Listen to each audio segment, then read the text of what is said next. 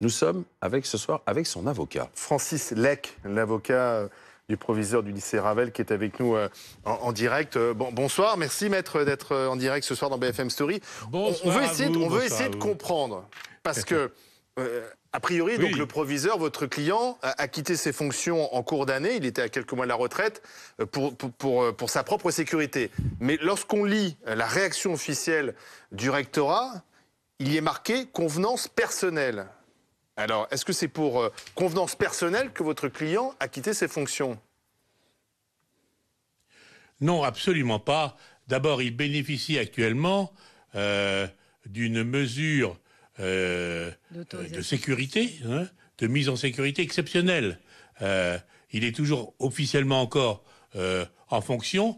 Il sera remplacé dans les jours qui viennent. Un arrêté viendra le mettre en disposition d'être en sécurité, mais il n'a jamais pris un arrêt de congé, il a fait preuve d'un extrême courage, et il a très clairement indiqué que c'était pour des raisons de sécurité, pour son établissement, pour ses collègues, qui le choisissaient de se mettre de côté. Et d'ailleurs, quand il a annoncé cela aux parents d'élèves dans un courrier, et pour lui, bien sûr, il a été pris d'une grande anxiété, vous le devinez. Et ses collègues, quand ils ont appris qu'il volontairement se mettait de côté, y compris pour assurer le suivi des 6 plaintes qu'il a déposées auprès des services de police, eh bien, ils l'ont remercié. Ils l'ont remercié et actuellement, son moral, je vous dis tout de suite, remonte très sensiblement avec le fait qu'il réponde en permanence à tous les collègues.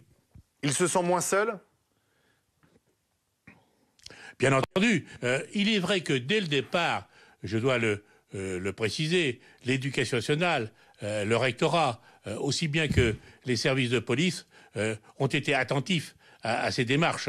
Vous comprenez qu'il a subi un véritable calvaire. Au départ, on est en présence d'une adulte qui ment, qui va affirmer qu'il aurait été frappé. Elle reviendra bien sûr sur sa déclaration et l'affaire sera classée sans suite.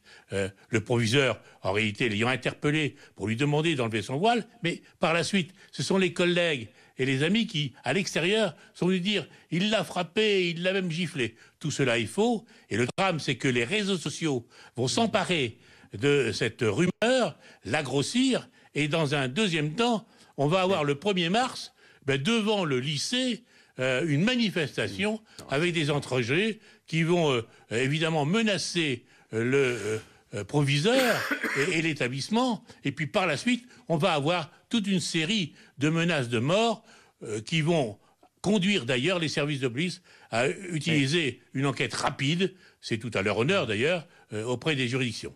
Mais la jeune femme en question maintient qu'elle a été molestée, brutalisée par le proviseur, même si elle s'excuse pour les menaces de mort qui lui sont tombées dessus.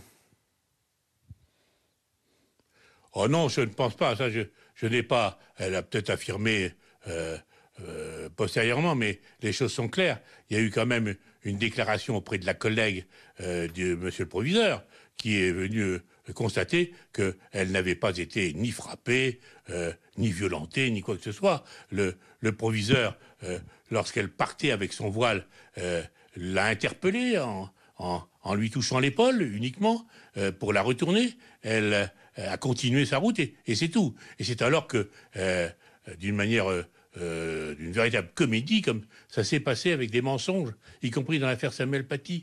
Eh bien, comment l'expliquer, Maître Lec, qu'elle avait été frappée. Comment vous l'expliquez que ces fausses accusations puissent comme ça se répandre, que la rumeur enflamme aussi bien certains des lycéens, mais aussi les réseaux sociaux, et finalement on ne peut pas l'arrêter? Ah ben vous savez, quand les élèves sortent ou d'autres personnes utilisent les réseaux sociaux, et ce sont les réseaux sociaux qui sont de véritables boîtes de communication, y compris des mensonges qui sont colportés. Et ça a été vrai dans l'affaire Samuel Paty, avec une conséquence dramatique. Et d'ailleurs, ces faux mensonges qui ne seront plus perpétrés, d'ailleurs après le 1er mars, car il va y avoir une manifestation devant le lycée. Et tout le monde va s'apercevoir, y compris le 2 mars, que tout cela a été faux. Et ça va en rester là. et c'est bien, le proviseur va leur déposer 5 plaintes successives pour violence verbale, pour atteinte à sa dignité, pour les diffamations et les menaces de mort qu'il va recevoir. Sachez que dans 4 secteurs différents de la métropole, à Paris, l'affaire sera jugée le 23 avril, il y a eu un renvoi sur comparution immédiate, une affaire à Lisieux, où il y a eu une stupéfiante relaxe pour laquelle nous avons interjeté appel avec Madame le procureur à la ville de Lisieux, et puis aussi dans la région parisienne et dans la région lyonnaise. À chaque fois, ces propos ont été extrêmement violents. Je vous dirais par exemple que lorsque l'affaire a été renvoyée pour le 23 avril, l'auteur s'était répandu dans les réseaux sociaux avec des phrases comme celle-là. « Il faut le brûler vif, ce chien !» Non, mais attendez, ça n'a rien à voir avec ce qui s'est passé. Et le 28-29 février, le lendemain des faits, les réseaux sociaux vont s'amplifier. On va même voir un des internautes qui va dire il faut lui en mettre 2 à ce fils de lâche.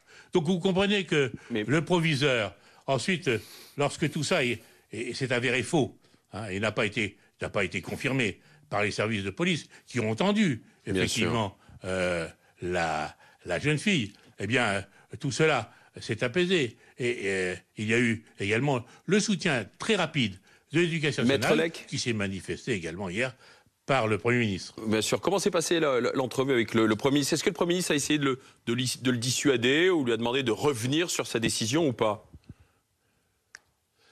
Pas du tout. Le Premier ministre lui a demandé de dire ce qui n'allait pas. Bon, il a en particulier précisé qu'en aucun moment il n'avait demandé pour convenance personnelle son départ, mais pour que, dans l'intérêt de ses collègues, de la communauté éducative, dans l'intérêt même des élèves, il avait choisi de se mettre de côté, ne serait-ce que pour suivre toute la procédure. Et chacun en a été satisfait.